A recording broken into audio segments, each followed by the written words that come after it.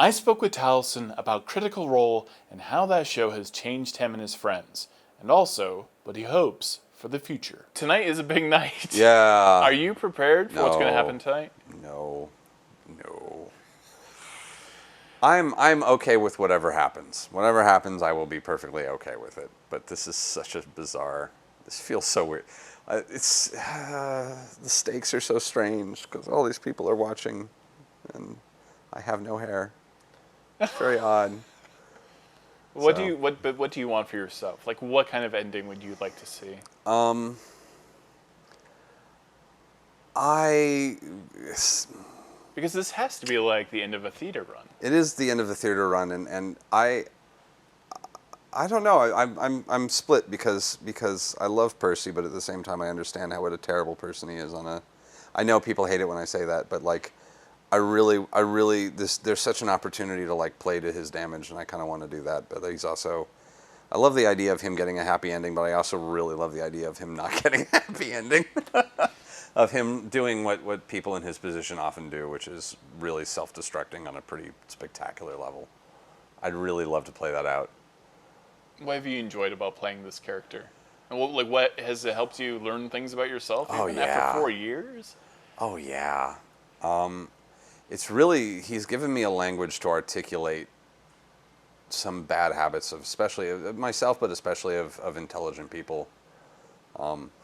Trying to play an intelligent person is really, I mean, I'm a reasonably intelligent human being, but given the nice thing about being at a table like that is I have time to be much cleverer and be smarter and pretend to be smarter than I actually am. And watching how he doesn't believe when people tell him the truth and he doesn't believe them, and when people just tell him things and he decides that they're true. The way that we absorb information from others and the way that we make decisions about what's the best course of action, and having a very set idea of what the world is supposed to be and how one is supposed to be a good person in it, and ignoring all the data that contradicts it. And yeah, he's an interesting barrel of issues. He's a fascinating, sweet mess of a kid who's not as smart as he thinks he is, and is in the middle of, has basically been going through like a very intense nervous breakdown now for a while. What has this been like for everybody? Like, what's the vibe right now in this entire building? Well, the building is on high alert. The building is closed down. We're trying to have a quiet night, and we're prepared for people to be upset. And the cast, though, is we're just excited because this is silly and ridiculous, and Matt's got something ridiculous to show us. So, have your friendships changed because of this? oh yeah, I mean, it's interesting. Like there were people in the game, especially at the very beginning of the game. I didn't know Ashley at all at the beginning of the game, and I hadn't talked much with Sam in quite a while, and only a little bit with Liam, and so it was interesting, sort of making those relationships much closer. And I'll also say it's been difficult having a little distance from Matt, because he has to do so much preparation by himself that like it's been a little weird having to have, like, I'm looking forward to a break where we can actually like hang out and talk about stuff, as opposed to him. He sort of has been living in his workshop for so long that it's we've missed a bit of him. I'm looking forward to dragging him out of that cave a little bit. But yeah, I mean, when we're all, how can he not be? He can't not be close after something like this. This is a 4-year-long theater run that we've been playing almost every week. Like, I've done theater, and like I don't know how people do weekly shows. It's crazy. What is your relationship with the fans? You guys couldn't have been prepared for any of this. No. Because it is so dissimilar from theater or film. I had been kind of, I'd had some level of public personality when I was a child, but it was very different back then because the internet didn't exist. And then as a voice actor, I had some notoriety, but no one knows what you look like, so literally I could walk around an anime convention and nobody knew who I was, even if they could be dressed up as a character that of a show I'm in, they don't know who I am. And I liked that, and I thought that was a thing. It's it's such a unique experience. It's like spending a year in a foreign country. Like there's so many wonderful moments and so many things that are just difficult to describe. And God, every day, I try and read a letter or have an interaction, and they're always very heavy, which is great. It's also exhausting, but it's really rewarding. But like, it's definitely like emotional cardio. Just I'm really tired and drained, and don't have a lot of myself left at the end of it. But it feels really good. There's a real high. And I have yet to meet anybody through this process that hasn't been. Everybody's been delightful. There's negative interactions on the internet, but I don't count those. Like every human being I've met through this game has been just delightful and fun and nice and ready to have a real conversation, not even necessarily about D&D.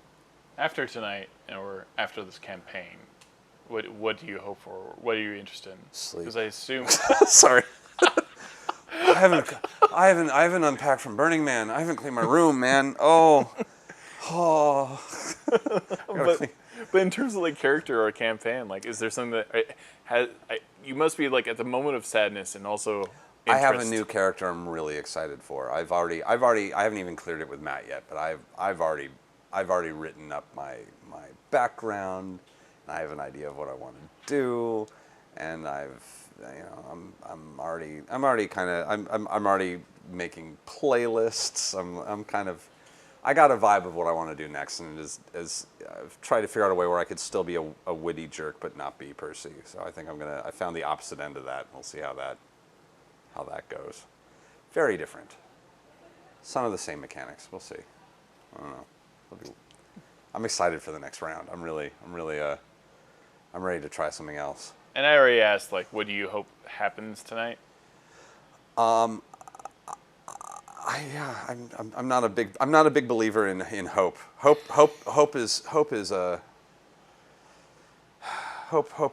sin. Hope is not a. There's a reason it was in the box of inequity with all of Pandora's other. Hope wasn't being held hostage in the box of all evil things in the world. It's just the only one we kept. That is the moral of that story. People do not understand. Hope is a vice. I'm not a believer in hope. Fuck hope. Is there anything you want to say? Is there anything you want to say to the fans who've been with you so long? Thank you. I'm sorry I cut my hair. I swear it will be interesting again soon. This is what one does when one over bleaches their hair, is they have to etch a sketch it. So it'll be some interesting thing again soon, I promise. Thank you. Thank you for watching. I hope that you enjoy the rest of what we have to offer. We're going to keep trying to make stuff that we're going to keep making stuff that we like, and because of that, we think that you're going to like it too. So thanks for sticking around and being cool about it, and thanks for playing and everything. This has been amazing. All right. Is there anything I didn't ask or I should have asked? Nah. Nothing I can think of. My brain is made of tapioca right now. Is there anything unique about D&D that causes these reactions to each other? Because you and I have played so many role-playing games, but this one. It's its own. I'll say that there's two games that I played that have been utterly unique, which is this and Dread. Have been the two. This D&D game, just because of the way that it's changed. And I'm totally okay with there being a notion that there are pluses and minuses to the effect that we've had on the D&D community. I think mostly we've had a very, very good effect, because I've been watching a lot of people who had never played before start to play, and they're bringing so much. There's probably going to be someone. I met someone who's running a character that's literally a corgi. There's a corgi somewhere in the world right now. There is a corgi character. There's a corgi with a sword in its mouth in a D&D game, and that is. I hope she's watching, and that's amazing. I love that.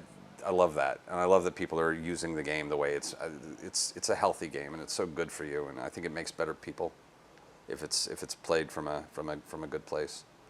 That and Dread, which is the other thing we've done here. That's just the most fascinating theatrical experience I've ever experienced in my life.